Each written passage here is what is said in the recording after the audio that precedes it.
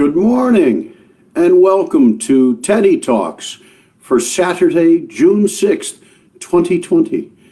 I'm your host, Joe Wiegand, coming to you from Medora, North Dakota, gateway to Theodore Roosevelt National Park, future home of Theodore Roosevelt Presidential Library and Museum, and a place where Theodore Roosevelt said the romance of his life began.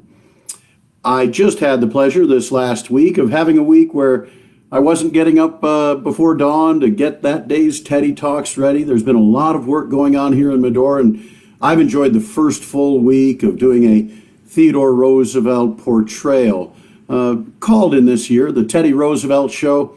It's focused on Theodore Roosevelt's time in the Badlands. A great source of material for me is Rolf Sletton, his wonderful book, Roosevelt's Ranches. You can purchase that here in Medora, or send me a note and I'll get you a copy going in the mail as well. We hosted here Governor Burgum and Randy Hudson-Buehler, the president of the Theodore Roosevelt Medora Foundation. This last week, the Theodore Roosevelt Presidential Library and Museum hosted the 3 architectural firms that have been chosen amongst a dozen that made submissions in response to the request for proposals. 3 architectural firms, one from Norway with offices in New York, another from Denmark with offices in New York, and one from Chicago, where the great architect Daniel Burnham, architect of the Columbian Exposition in Chicago in 1893, at which a Boone and Crockett cabin represented Theodore Roosevelt and the men of the West. He said, "Make no small plans. They have not the capacity to stir men's souls." So we encourage those architects to make big plans, but the big plans that I think are in effect for the Theodore Roosevelt Presidential Library and Museum are to follow in the tradition of Theodore Roosevelt, to connect to this place in some way that heals and transforms life.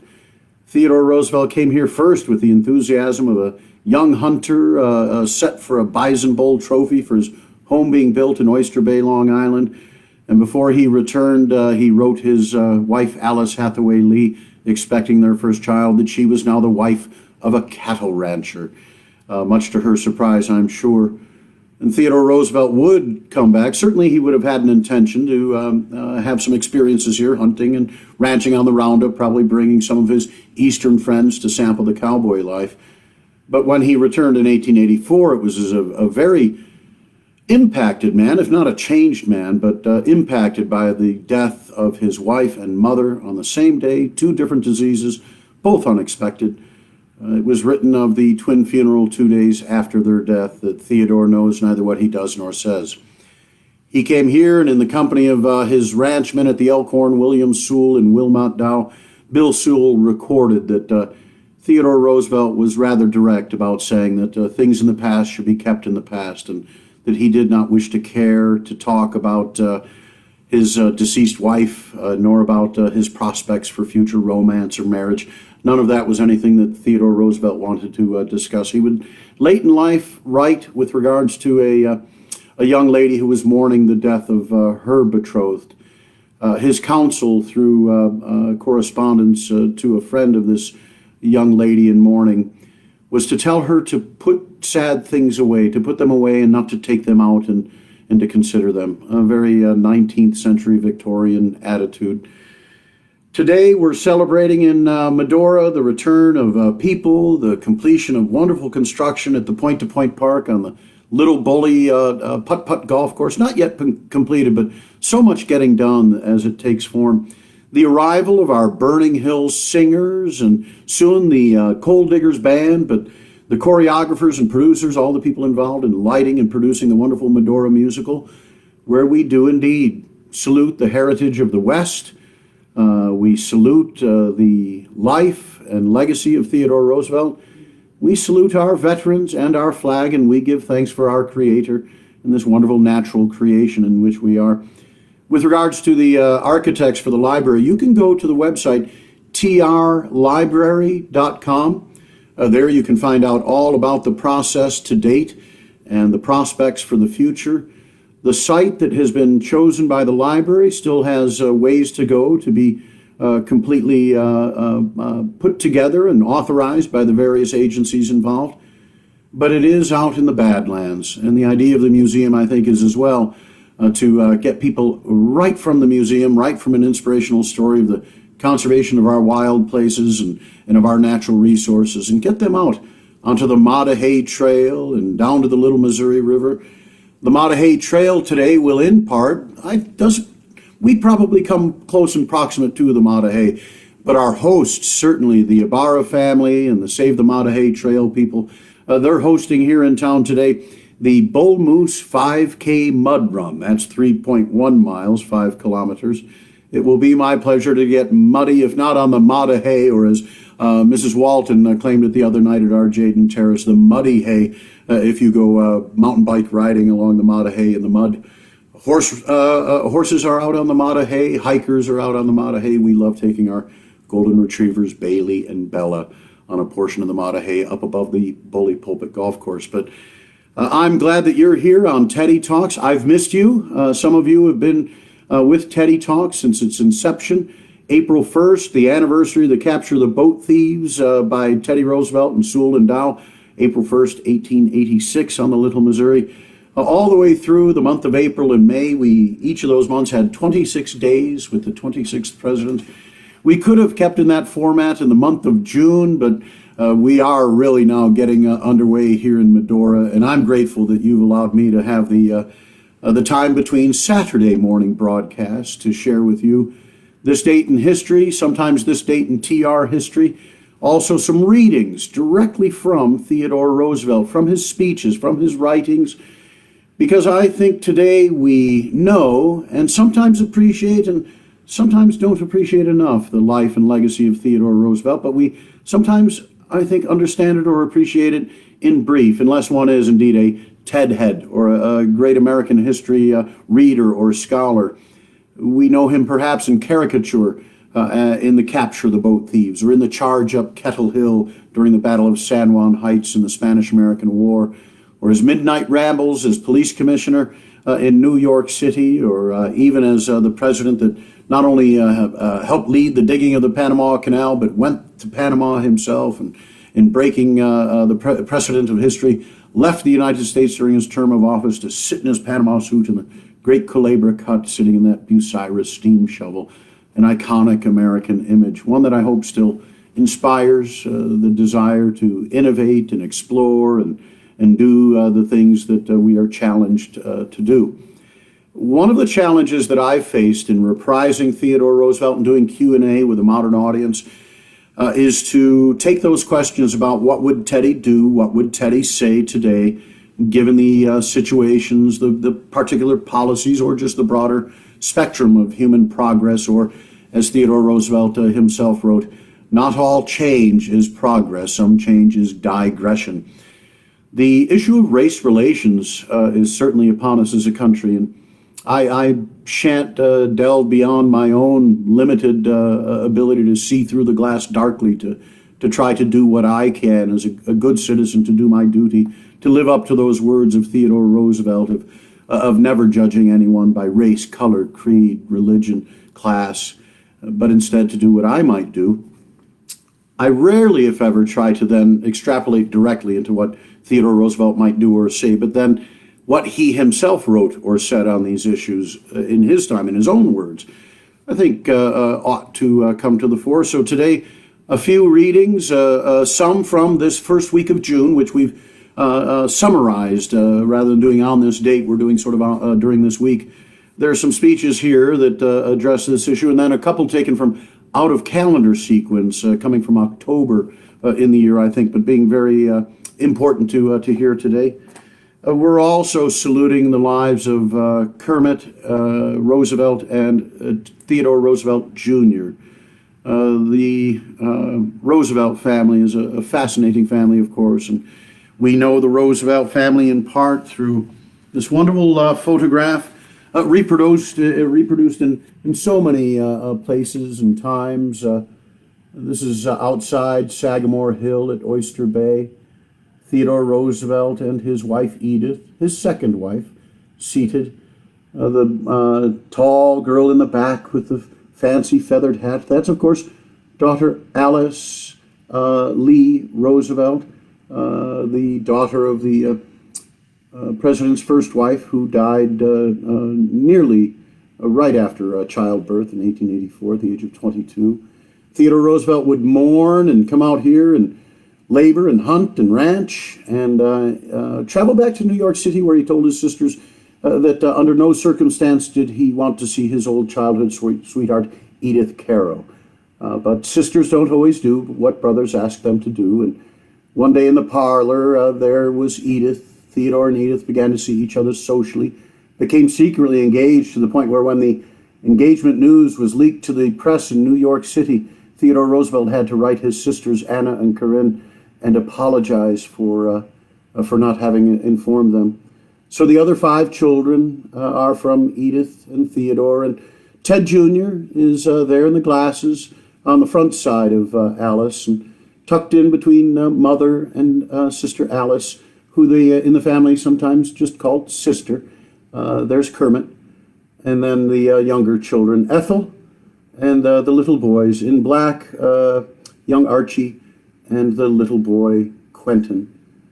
We will come to Quentin later in the month of June. His passing as the youngest boy, and all 4 boys going to serve in World War I. Quentin, the only to be killed in the First World War, on June 14th, Bastille Day in France, 1918. And a wonderful story to share with you about our adventure in France, playing for Quentin, that we accomplished June 14th, and dates attendant there too, when we commemorated the centennial of the death and sacrifice of Quentin Roosevelt in Collonges-Cohan in France, where he's remembered, and in Normandy, where his body was brought to be beside that of his brother Ted Jr. And that then does beg the question, these dates and why Kermit and Ted Jr. come forward today, and they each deserve their own program in length sometime, and we'll get to that in a future communication, I'm sure. But it was on June 4th, 1943, that Kermit Roosevelt died at his own hand by his own service revolver, and this in Alaska. Kermit had suffered from depression, alcoholism. Certainly, today we use the phrases of post-traumatic disorder. I have had friends, military veterans, who tell me that there's nothing disordered about the post-incident trauma that someone who's been engaged in heavy combat would experience. Kermit, of course, had been in combat before the other boys because he joined World War I and the British forces in Mesopotamia, where he so quickly learned written and spoken Arabic that he was very often put into the front lines with other officers, British officers in the front lines, and won himself distinction and honor. When the American forces entered, Kermit would, of course, transfer to the American Expeditionary Forces and again put himself through his commanding officers in the front lines of action there. Kermit Roosevelt was the boy fortunate to go with father on the 1909 and 1910 Smithsonian expedition in British East Africa, in Kenya, Tanzania, Uganda, Sudan. Many of the photographs taken of that expedition were taken by Kermit Roosevelt. Kermit would go on and work in South America for banking and mining interests, and it was there in 1913 that his mother prevailed upon him to go with father and keep an eye on father during the Roosevelt-Rondon expedition down the Rio da Dúvida, the River of Doubt, a story so wonderfully told by Candace Millard in the book titled The River of Doubt. Kermit would marry the daughter of the American ambassador to Spain, and the Roosevelts were quite pleased with the reception of the Spanish people. 16 years after the Spanish-American War and the liberation of Cuba, in part by one Colonel Theodore Roosevelt of the 1st United States Volunteer Cavalry. But Kermit's life would be a troubled one back in civilian life between the wars, and he would get a commission in the British military again in World War II, and then join the American forces. He was discharged, actually, from the British forces for alcoholism. And his wife saw to it that Cousin Franklin gave Kermit an appointment. It was so very important in the Roosevelt family to serve at a time of need for the country. And Kermit went to Alaska. There, trained the Alaskan militia, participated in some bombing runs with the American U.S. Army Air Corps in that region. And he is buried at Fort Richardson National Cemetery. The arch, the entryway to the cemetery, is dedicated in his name and memory. His mother was told that he had died of a heart attack. Belle, his wife, said that the father, Theodore Roosevelt, had said, "Where a mighty oak falls, there let it lay." That perhaps in part explains why Kermit Roosevelt is buried at Fort Richardson. Ted Jr., this date is important in history for the Roosevelt family, and Ted Jr., for it was on this day, we cannot forget that 76 years ago today, the Allied forces under the command of Supreme Allied Commander General David Eisenhower, they went ashore across the English Channel. Dunkirk had just been evacuated 3 years prior, and now back were coming the Americans, the British, the Canadians, the Australians, the Free French, and others to eventually liberate France. Ted Jr. was the only general officer to go to shore on D-Day, the oldest man at the age of 56 to go to shore on D-Day.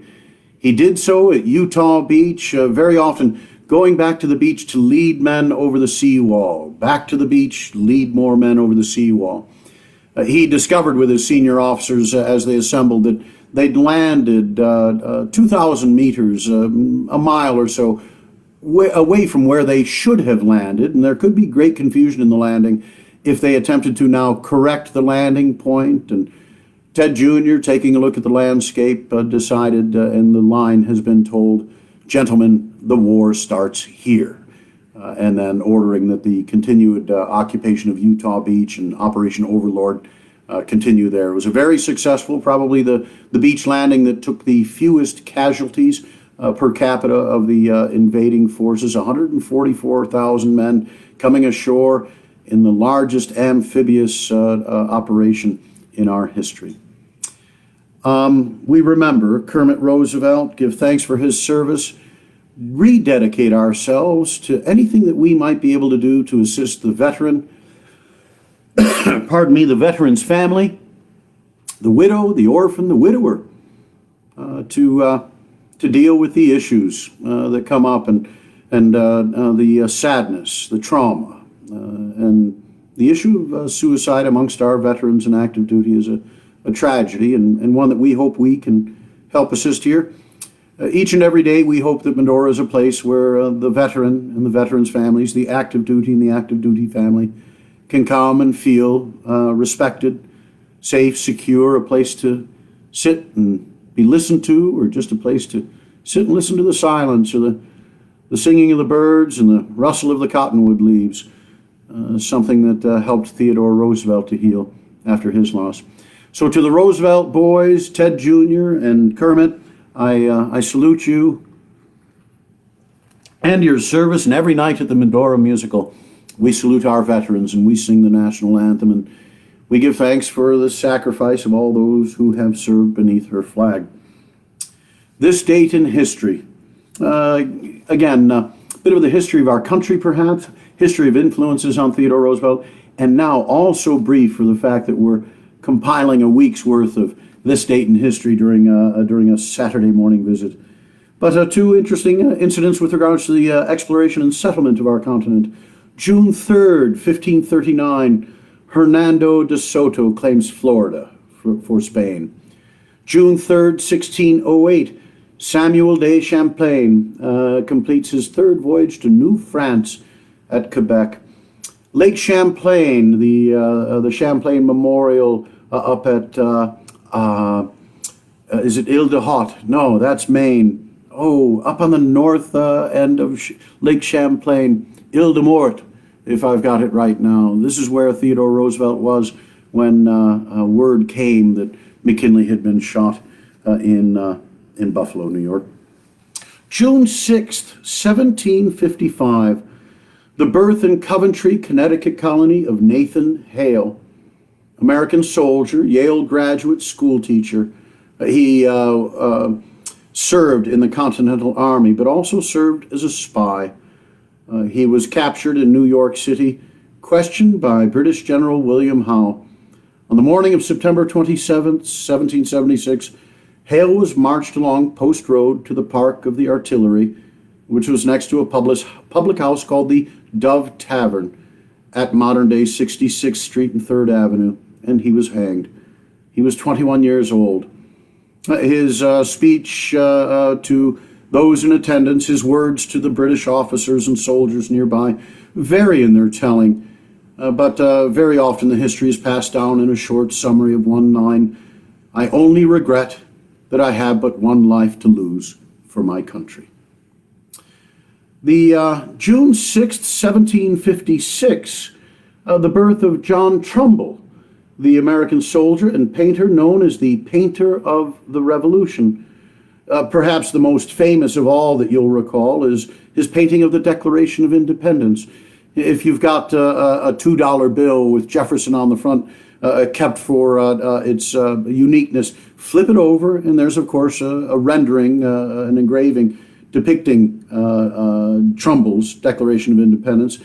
Others that we would remember: the death of General Warren at the Battle of Bunker's Hill, the death of General Montgomery in the attack on Quebec, the capture of Hessians at Trenton, the death of General Mercer at the Battle of Princeton, the surrender of General Burgoyne at Saratoga, the surrender of Cornwallis at Yorktown, and General George Washington resigning his commission, and portraits of Washington and Adams.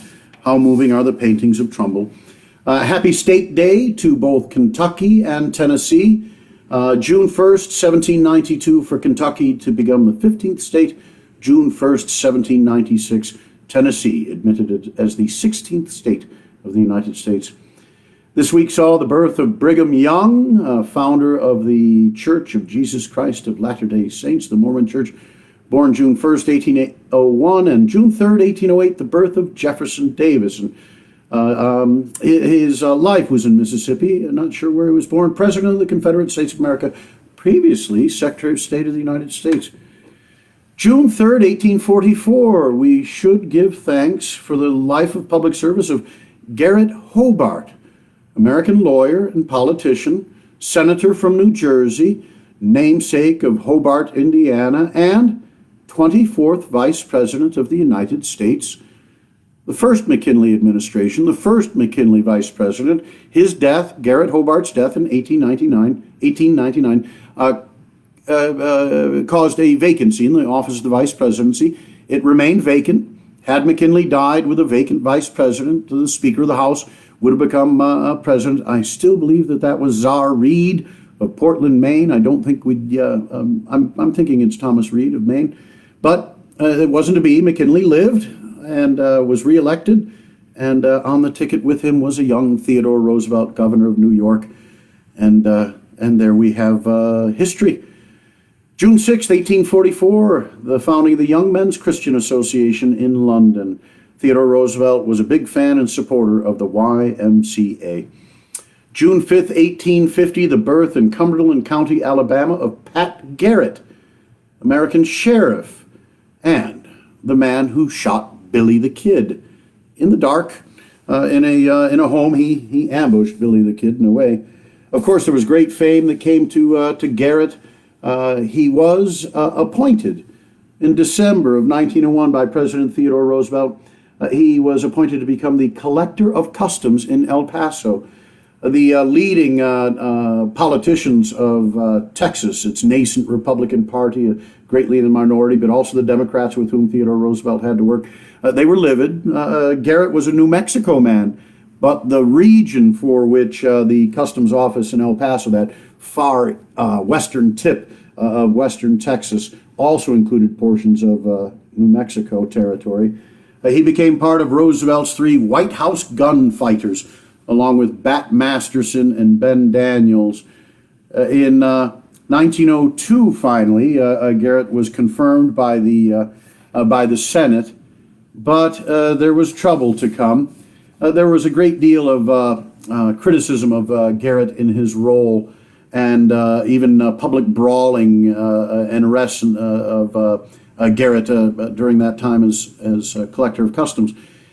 But to show his support for Garrett, Theodore Roosevelt invited Garrett to the 1905 Rough Riders reunion in San Antonio. Garrett brought with him a guest that sat next to the president, and that Garrett introduced to the president as a cattle rancher, a gentleman cattle rancher, a prominent Texas gentleman.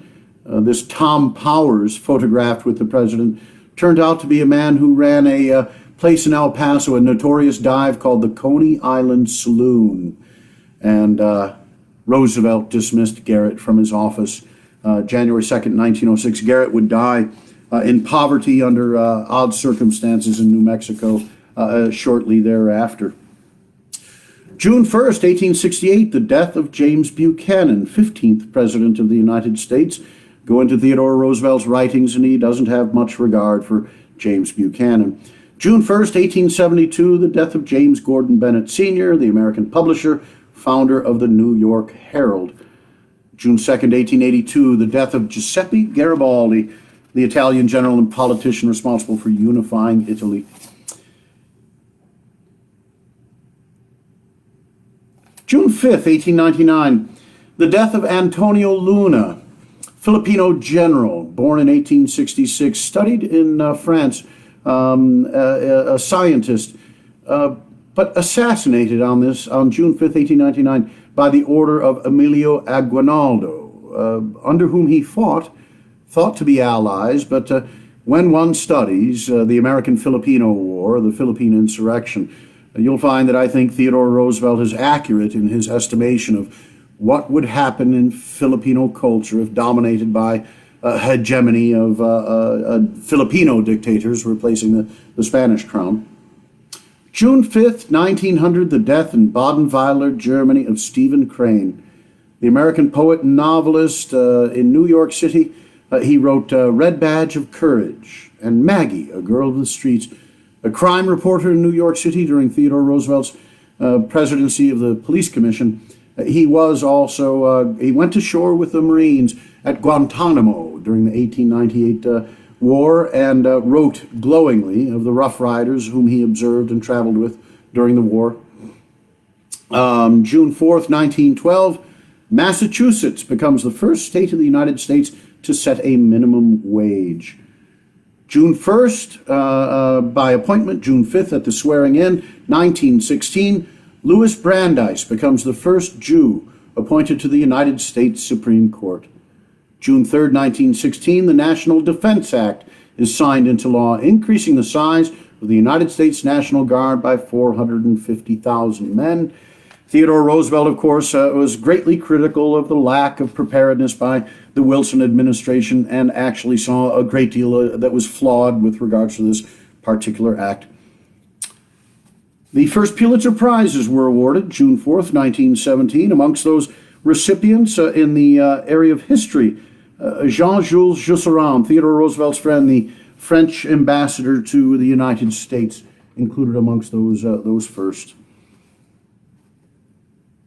June 4th, 1919, the United States Congress approves the 19th Amendment to the United States Constitution, which guarantees suffrage to women, sends it to the states for ratification. That subsequent 1920 election, we celebrated centennial.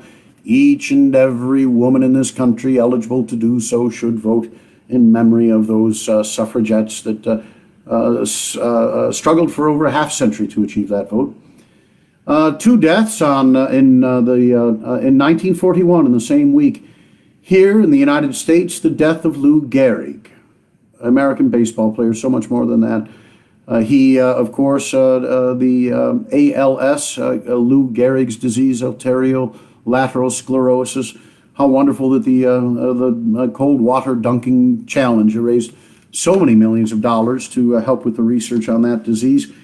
And while Lou Gehrig was probably the most popular German American, along with his teammate Babe Ruth, in the United States, you've got to add the death that week of probably one of the most hated Germans, the death of Wilhelm II, the German Kaiser during World War I.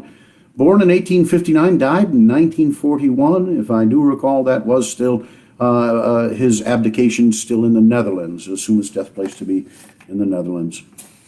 Well, that brings us through a good deal of history. I think we're going a bit at length today, aren't we? At least I'm going a bit longer with our introductory remarks before getting into the Teddy Talk portion, the actual words and sentiments and actions of Theodore Roosevelt. The words I'll share with you first go back to this time period in history in 1884. I often mention this 1884 time period in our presentations here at the Old Town Hall Theater, for it is in September of '83 that Theodore Roosevelt comes out for his hunt and makes his arrangement with Ferris and Merrifield for the acquisition of cattle and the operations at Chimney Butte Ranch and Maltese Cross Ranch.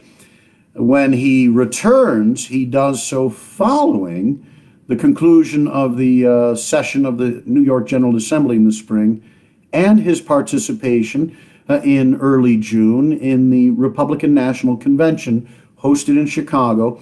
It's the first time that he works very closely with Henry Cabot Lodge, who from this time through Theodore Roosevelt's death in 1919 would be one of his staunchest allies and friends.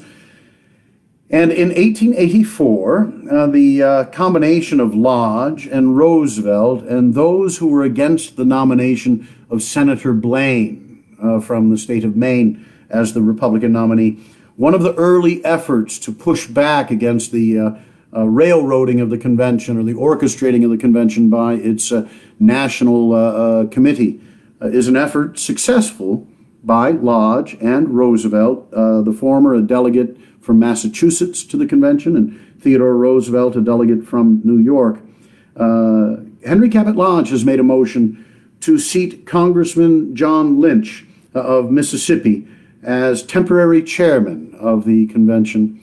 The National Committee had recommended another candidate, his name not at hand for me right now, but this is Theodore Roosevelt's seconding of Lodge's nomination of John Lynch.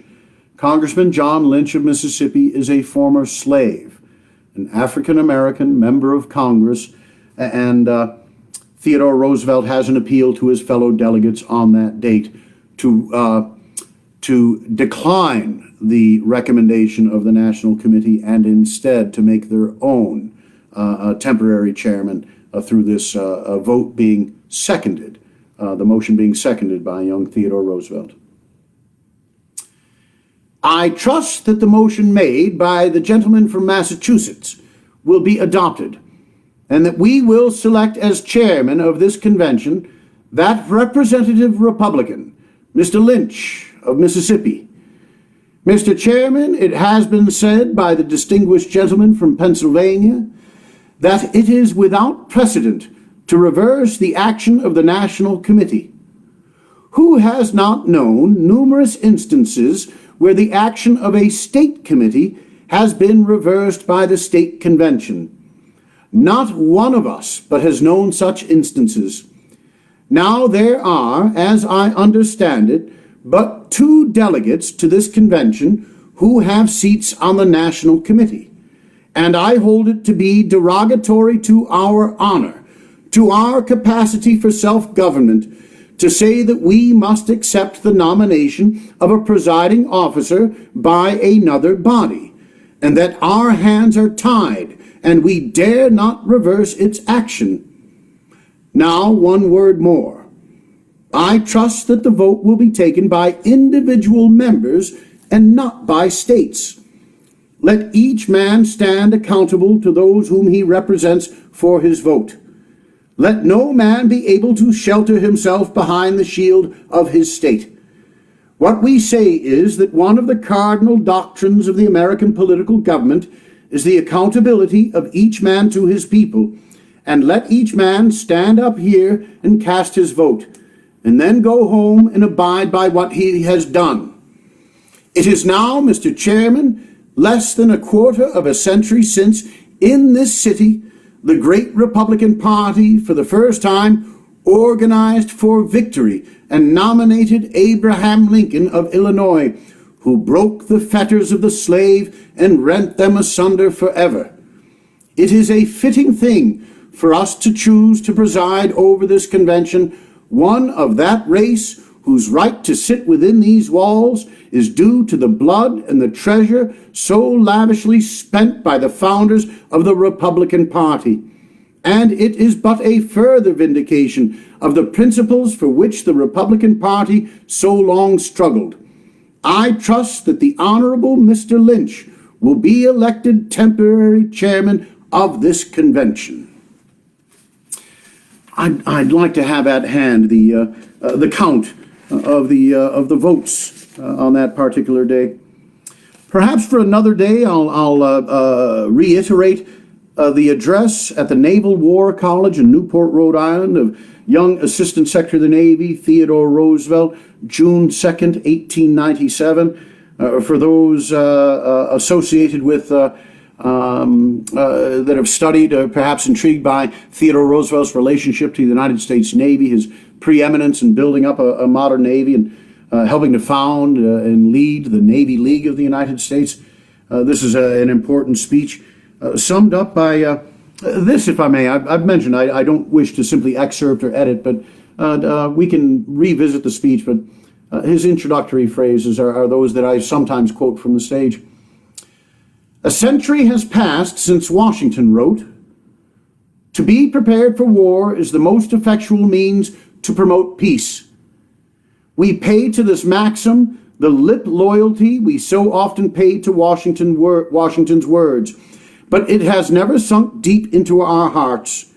Indeed, of late years, many persons have refused it, even the poor tribute of lip loyalty, and prate about the iniquity of war, as if somehow that was a justification for refusing to take the steps which can alone in the long run prevent war or avert the dreadful disasters it brings in its train. The truth of the maxim is so obvious to every man of really far-sighted patriotism that it is mere statement, seems trite and useless, and it is not over-creditable to either our intelligence or our love of country that there should be, as there is, need to dwell upon and amplify such a truism. A line I do love from the speech. Peace is a goddess only when she comes with sword girt on thigh. I am glad that I've had a chance to very often visit and be inspired by the memorial that's been erected to the tomb of President Abraham Lincoln in my native state, the capital city, Springfield, Illinois, and on its west side, the great National Cemetery there, and President Abraham Lincoln and his family entombed there. This is what Theodore Roosevelt said, and it was brief remarks during his visit to the Lincoln Monument in Springfield, Illinois. And these are the this is the concluding day before his train takes him back to Washington, D.C., and his home after having spent a good portion of the better part of 2.5 or so months out on the road, traveling the country, the railroad, that is. It is a good thing that the guard around the tomb of Lincoln should be composed of colored soldiers. It was my own good fortune at Santiago to serve beside colored troops. A man who is good enough to shed his blood for the country is good enough to be given a square deal afterward. More than that no man is entitled to, and less than that no man shall have. When we do get into, and we will hear with next the remarks of Theodore Roosevelt at Tuskegee Institute in Alabama in 1905, you'll hear language that certainly is at best dated, at worst seems to be archaic or insensitive, recalling as well that the ascendancy of the National Association for Colored People, and even the phrase today, the people of color. We can, I think, find that language changes and has nuances. I don't find that when Theodore Roosevelt here says that something is in relation to the Negro race or to the colored man, that he is being respectful of his audience and of those members of that race as defined by these terms. At Tuskegee Institute in Tuskegee, Alabama, this is October 24th, 1905, we famously know that Theodore Roosevelt had as his dinner guest in October of 1901 Booker T. Washington. They'd spent the day working on important issues at the White House. Washington, at the end of the day, was to head to his hotel, and Theodore Roosevelt invited him to return for dinner. The guest list for the previous evening was spotted by a newspaper man late at the White House that evening.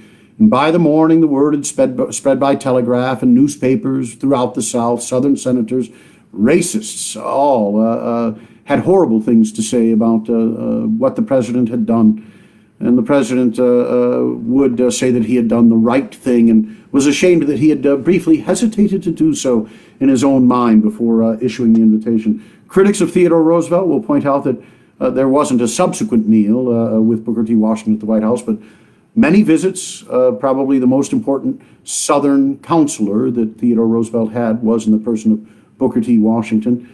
Theodore Roosevelt would speak at Booker T. Washington's memorial service 10 years following his remarks. These are taken from October, but I thought it important to at least get Theodore Roosevelt a bit on the record with regards to his role in hopefully improving race relations during his time period as president. October 24th, 1905, at Tuskegee Institute, Tuskegee, Alabama. Mr. Washington, friends, and pupils of Tuskegee Institute, to the white population as well as to the black, it is of the utmost importance that the Negro be encouraged to make himself a citizen of the highest type of usefulness. It is to the interest of the white people that this policy be conscientiously pursued, and to the interest of the colored people that they clearly realize that they have opportunities for economic development here in the South not now offered elsewhere. Within the last 20 years, the industrial operations of the South have increased so tremendously that there is a scarcity of labor almost everywhere, so that it is the part of wisdom for all who wish the prosperity of the South to help the Negro to become in the highest degree useful to himself, and therefore to the community in which he lives. The South has always depended, and now depends, chiefly upon her native population for her work. Therefore, in view of the scarcity not only of common labor, but of skilled labor, it becomes doubly important to train every available man to be of the utmost use by developing his intelligence, his skill, and his capacity for conscientious effort. Hence the work of the Tuskegee Normal and Industrial Institute is a matter of the highest practical importance to both the white man and the black man, and well worth the support of both races alike in the South and in the North. Your 1,500 students are not only being educated in head and in heart, but also trained to industrial efficiency.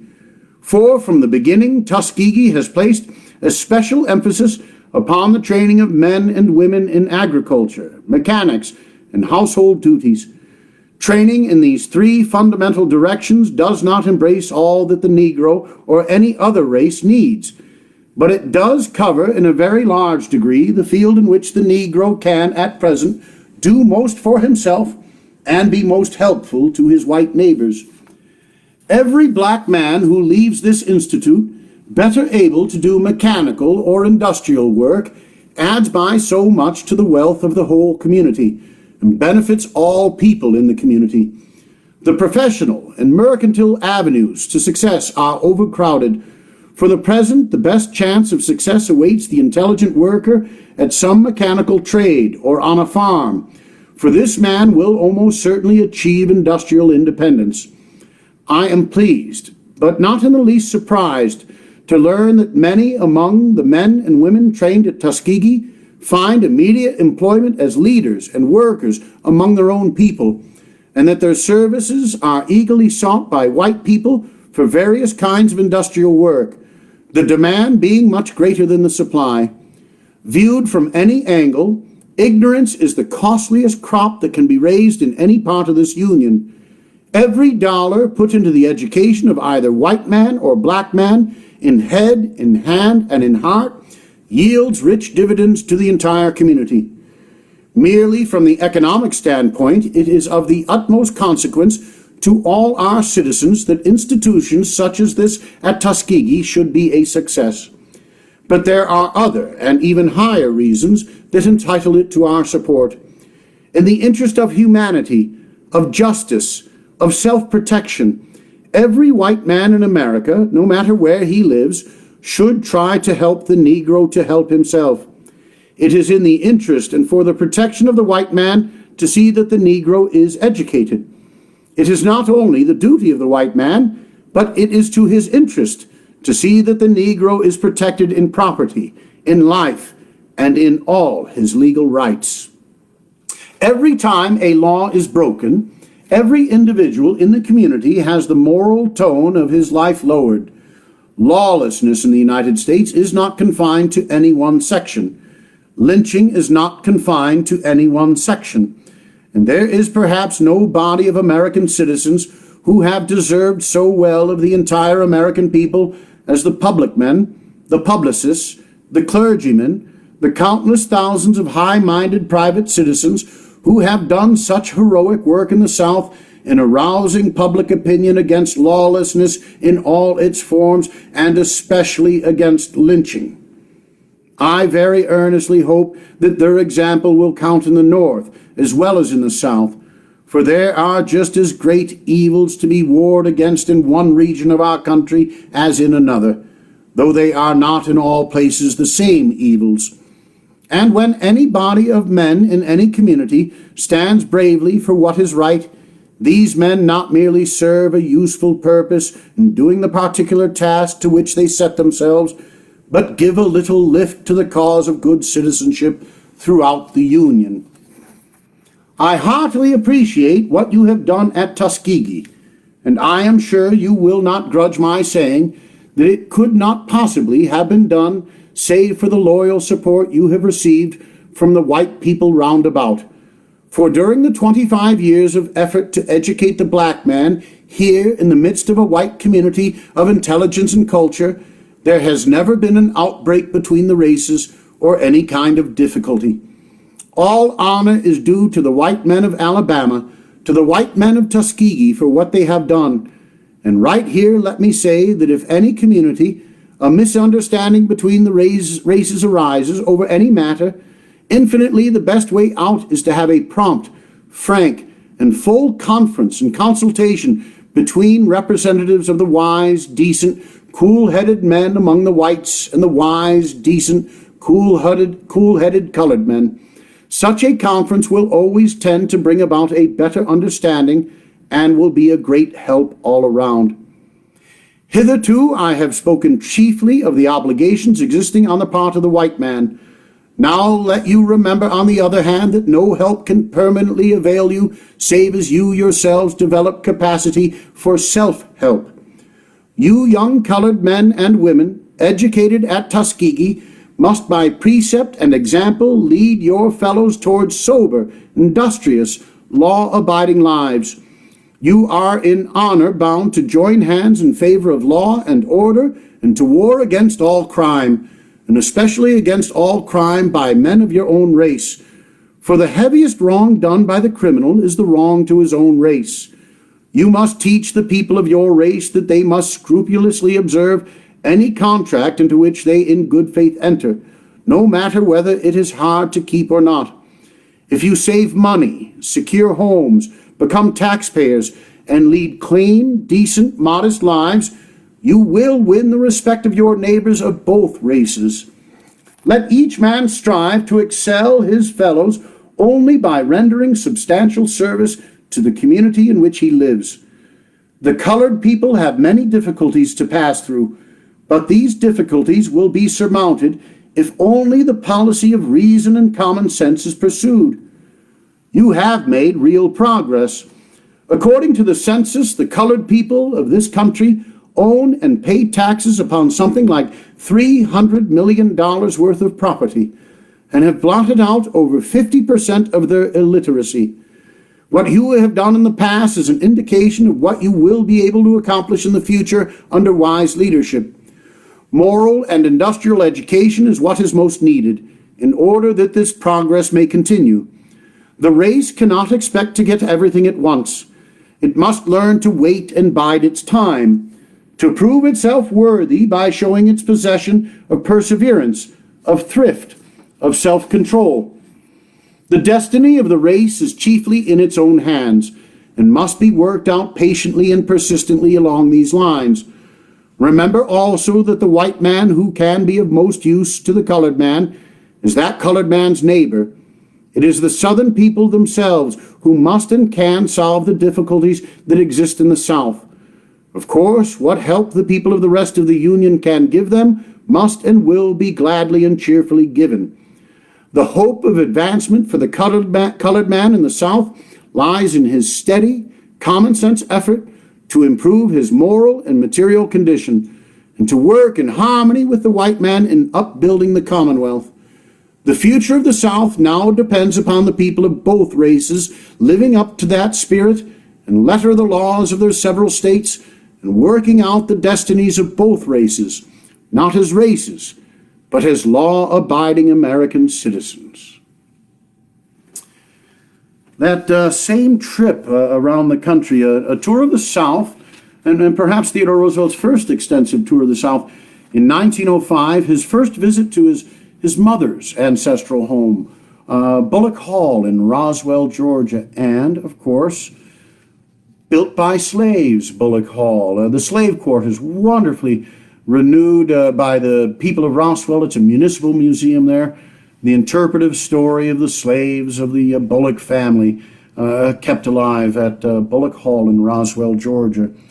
And then on from Georgia and Alabama, on out through the states of Mississippi, famously touring the battlefield at Vicksburg and speaking at the county courthouse there, for the first time in his life actually saying something nice about that son of Mississippi that we mentioned his birthday, Jefferson Davis. Jefferson Davis's widow, I do believe, who wore black throughout her life and attempted to resurrect the memory of her late husband. She wrote Theodore Roosevelt, for he had written of Davis being a traitor, had written vociferously against Jefferson Davis, and she wrote him that she knew he would eventually come about and see the light. But Theodore Roosevelt wasn't touring the South to necessarily garner votes. The South was entirely Democratic. The closest he came to winning any Southern votes was Missouri in 1904, a border state during the war. The Deep South was thoroughly Democratic, and we would, of course, see with the advent of Woodrow Wilson, the establishment of Jim Crow, the segregation of the federal government, and a great deal of pushing backwards against some of the progress that Theodore Roosevelt had made. City Park in Little Rock, it's sometimes called MacArthur Park, in part because the General Douglas MacArthur birthplace is there at the old Little Rock Armory that's in City Park. It's not that far away from the Clinton Presidential Library. It's a beautiful park, a lot of bird life and water running through, but it was there that some 10 or 15,000 Arkansans gathered October 25th to hear Theodore Roosevelt, the visiting president, and Governor Jefferson Davis, I don't believe kinfolk to the Confederate, but of the same name, and obviously named in honor of that Southern officer. The remarks of the governor that preceded the president's included a language supportive of lynching. Theodore Roosevelt's remarks that I'll read include extemporaneous remarks by the president in response to Governor Davis's remarks. October 25th, 1905, City Park, Little Rock, Arkansas. Governor, Judge Trieber, and you, my fellow citizens, I am fortunate enough to have spoken all over the Union, and I have never said in any state or any section what I would not have said in any other state or in any other section. I am fortunate in being president of a nation where you do not have to praise one state by running down any other state. Arkansas, the New England states, the Western, the Eastern, the Northern, the Southern, they are all good states, and I am for them all. The thing that has impressed me most as I have gone through this country, from the Atlantic to the Pacific, from the Canadian border to the Gulf, has been not the superficial differences of our people, but the essential likenesses of our people. The average American is a pretty good fellow, and all that is necessary, as you men of the honor guard, you men of the blue and the gray know, is that he should know the other average American, and they will get on all right. That is true as regards locality and locality, and true as regards occupation and occupation. Thank heaven we are free now from all danger of sectional antagonism. We must now see that there never comes any spirit of class antagonism in this country, any spirit of hostility between capitalist and wage worker, between employer and employed, and we can avoid the upgrowth of any such feeling by remembering always to treat each man on his worth as a man. Do not hold it for him or against him that he is either rich or poor. If he is a crooked man and rich, hold it against him, not because he is rich, but because he is crooked. If he is not a rich man and crooked, hold it against him, still, because he is crooked. If he is a square man, no matter how much or how little money he has, stand by him, because he is a square man. Distrust more than any other man in this republic the man who would try to teach Americans to substitute loyalty to any class for loyalty to the whole American people. Republics have flourished before now and have fallen, and they have usually fallen because there arose within them parties that represented either the unscrupulous rich or the unscrupulous poor, and that persuaded the majority of the people to substitute loyalty to one class for loyalty to the people as a whole. Remember that the rancorous envy that hates the rich is only one side of the shield whose obverse is the insolence and arrogance that looks down on the poor. The two qualities are fundamentally the same. They only differ in their manifestations because it happens that the man showing one is in a different position from the man showing the other. You show me a rich man who is arrogant and insolent in his disregard of the man of less means, and I tell you that the same, if he loses his wealth, will want to plunder every rich man. In the same way, the man who preaches the gospel of hate and envy toward his fellows who are better off, if he becomes better off, will oppress the men whom he once championed. Distrust the man who would persuade you that he would do you good by trying to do any other man harm. The man who is true to you will ultimately be the man who is true to the great fundamental principles of righteousness. In public life, the man who seeks to persuade you that he will benefit you by wronging someone else, if the chance arises, will surely try to benefit himself by wronging you. What as a nation we need is to stand by the eternal, immutable principles of right and decency, the principle of fair dealing as between man and man, the principles that teach us to regard virtue with respect and vice with abhorrence, wherever either the virtue or the vice may be found.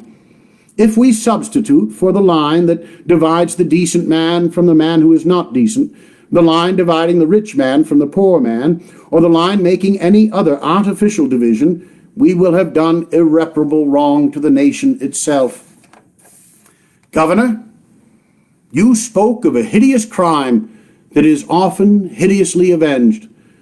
The worst enemy of the Negro race is the Negro criminal, and above all the Negro criminal of that type, for he has committed not only an unspeakably dreadful and infamous crime against the victim, but he has committed a hideous crime against the people of his own color. And every reputable colored man, every colored man who wishes to see the uplifting of his race, owes it as his first duty to himself and to that race to hunt down that criminal with all his soul and strength. Now for the side of the white man. To avenge one hideous crime by another hideous crime is to reduce the man doing it to the bestial level of the wretch who committed the bestial crime. The horrible effects of lynch law are shown in the fact that 3/4 of the lynchings are not for that crime at all, but for other crimes. And above all other men, Governor, you and I and all who are exponents and representatives of the law owe it to our people, owe it to the cause of civilization and humanity to do everything in our power, officially and unofficially, directly and indirectly, to free the United States from the menace and reproach of lynch law. We can afford to be divided on questions of mere partisanship.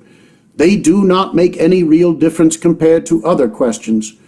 The questions of currency or the tariff are of no consequence compared to the fundamental questions, the questions upon which all good Americans should be one, the questions of decency in the life of the home and of honesty in public life. It makes very little difference in the long run whether it is a Democrat or a Republican who is president, compared to the importance of honesty and broad patriotism.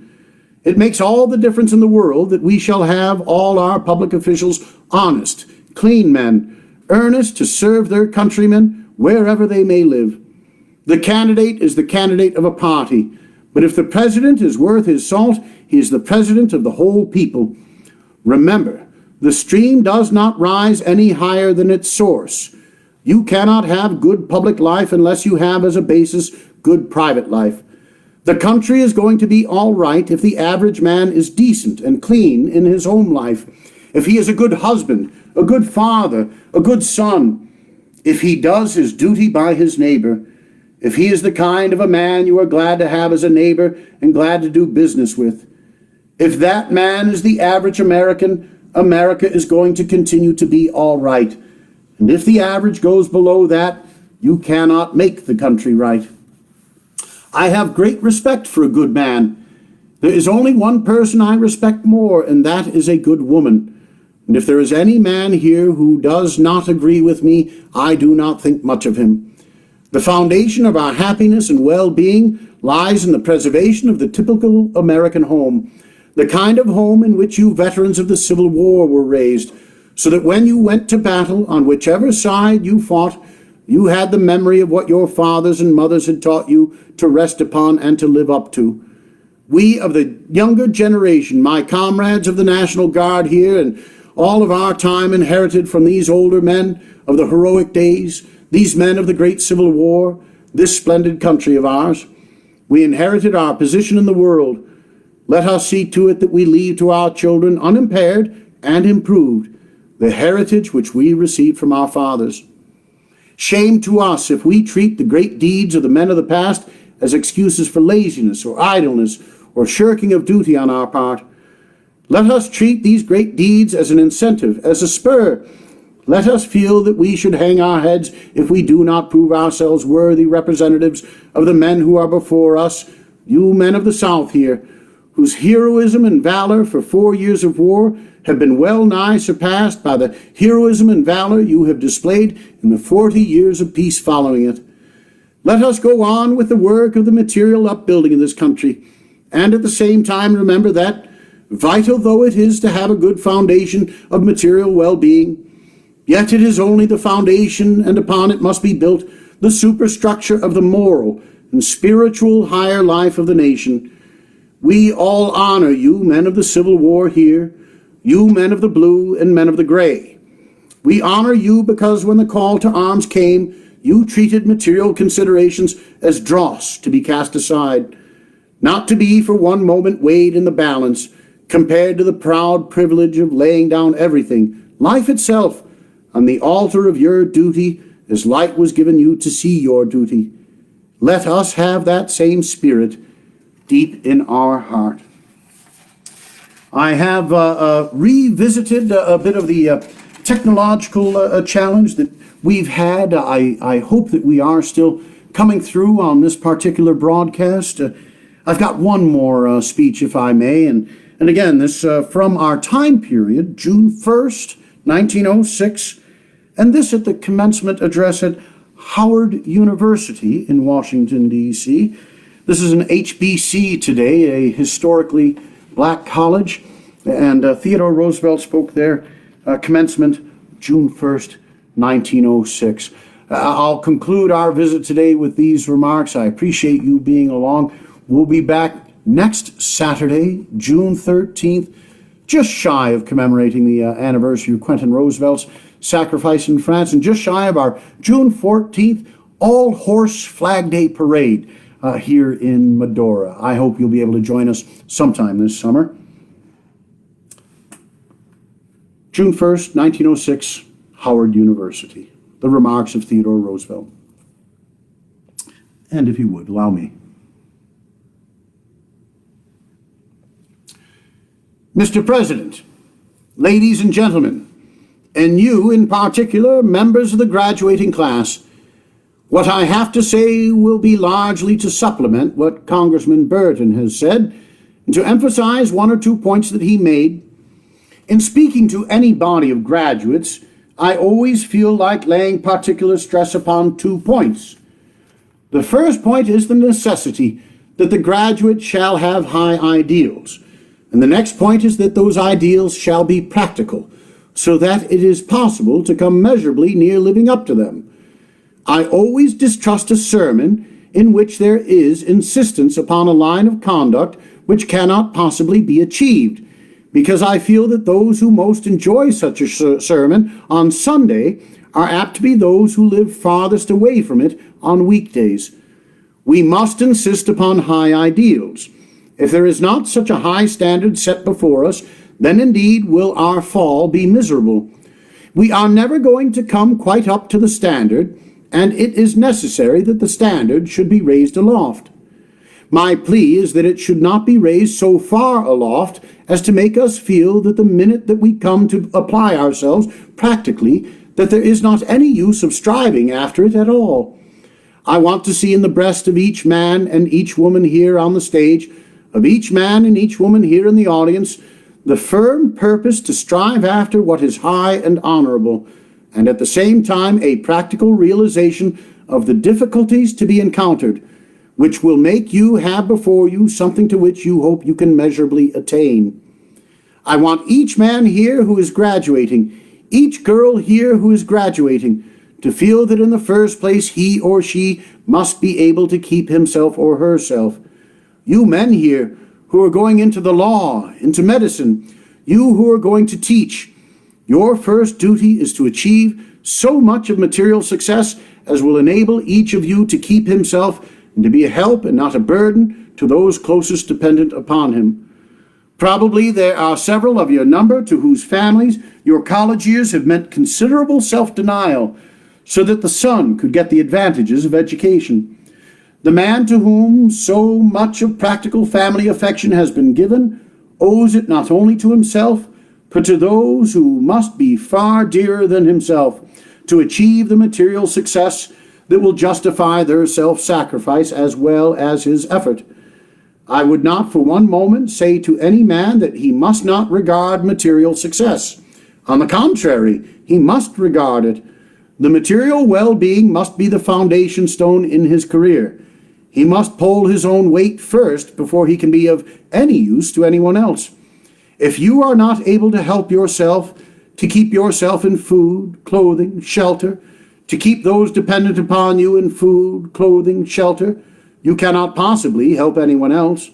On the contrary, you will be a burden upon others. Therefore, you cannot afford to neglect the duty of providing for yourself the material success which is indispensable if you are to count as an element of help in the lives of those to whom you owe most.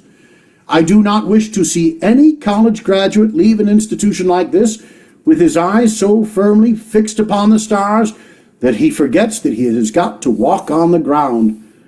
There must be in the first place the foundation of successful effort, the ability to earn a little more than your keep before you can count for anything else in life. So much for the purely practical side of idealism. That is the foundation. Without that as a foundation, you can no more build a superstructure than you could erect this building if you did not have a foundation. There are any number of utterly foolish people who pride themselves upon being practical people, who think the foundation is all. If there was only a foundation here, you could not form any idea of what building might be put upon it. It might not be at all like a church. So with the character of every man, he must have as a basis the foundation of material success. But that is only the beginning. And if on that he builds badly, it would be better that the foundation had never been laid. If he builds ill on the foundation, then it would be better that he had not had in him the power to achieve material success at all. As soon as you have achieved that measure of success, which means your ability to hold your own, then you are false to the teachings of your alma mater. You are false to every worthy tradition of the social and religious life, if you do not, in good faith, turn to with resolute effort to make those who are not as well off as you are a little bit better because of the exceptional opportunities that you have enjoyed. You can render that service in more than one way, and there are several indispensable ways in which you must render it, if it is to be rendered at all.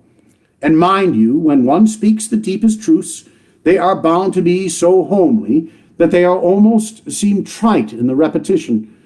The first indispensable prerequisite to bettering your fellows is to better those that are nearest to you in everyday life. I have a profound distrust for the individual with the philanthropic longing to do good to mankind at large, whose own wife and children do not first experience the effects of that philanthropy. The first and most important field in which to show your fealty to a high ideal is in the field of the family. If the man is a good husband, son, father, if the woman is a good wife, mother, daughter, neither has accomplished all, but each has gone a good way toward it. Each has taken the most important step toward it. To you on this platform, much has been given, and from you rightfully much will be expected. I was pleased to hear Congressman Burton dwell with such emphasis upon the fact that it is not the college days that are the happiest. Just, Mr. Burton, as I was glad to hear you dwell with even greater emphasis upon the praise of honest effort, whether it is crowned or not with what we call success. There are exceptions, of course, but speaking generally, it is not true that the college days are the happiest, just as it is not true of any really worthy man or woman that, looking back on life, he or she will say that the times were happiest when there was least to do. The highest law of life is the law of worthy effort. The greatest chance that can come to man or woman is the chance to do something worth doing. You have not the right stuff in you if you look back at the easy or effortless days as being the days that were happiest. The days that are happy are the hard days, out of which you win triumph, the hard days where effort is crowned at the end. I have spoken to you tonight simply as I should speak to any body of American college graduates. Yet each of you has an additional responsibility to bear beyond the responsibility that every college graduate in this land must bear. You are those of your race to whom most has been given, and in addition to the burden of honorable obligation resting upon you as educated American citizens, to do your duty by the Commonwealth, rests the burden of honorable obligation so to carry yourselves that your lives may be a guide and an inspiration to all of the people of your race, that your lives may justify your race in the eyes of the American people. The rights of each man are important, but his duties are more important still. If the duties are well done, sooner or later, in a time to be measured only by the inscrutable working of Providence, the rights will take care of themselves. And oh, my fellow citizens, I ask each of you the fullest and most generous performance of duty in accordance with the highest sense of obligation toward your Creator and toward your brethren, not only for the sake of our nation as a whole, but for the sake of that portion of our nation which belongs to your own race in particular. I do hope and pray that when I read the words, I can do justice in their reading. And I apologize that on occasion I get a little tongue-tied in the delivery. I'd like to read it without any imperfection whatsoever, and perhaps with practice and production that will come. To the American people, to the spirit of brotherhood, to the legacy of Theodore Roosevelt, who, in my estimation, moved race relations in a positive direction during his lifetime through his public and his private life. To his sons, Ted Jr., who went ashore on D-Day, June 6, 1944, and died in the fields of France of a heart attack the following month, to Kermit Roosevelt, who traveled with his father on his great adventures, who served our country in the cause of freedom for other peoples, and who took his own life while in the uniform of the United States Army. To our veterans in active duty, you are not alone, and I hope that you will call and ask for someone to help and to listen. And we're always available here at Medora, where every night is Veterans Appreciation Night. And each and every day, I hope you might contact me if you might like to walk the Badlands together, just listening to the birds and the leaves. God bless and keep you all. Take care. Goodbye. Good luck.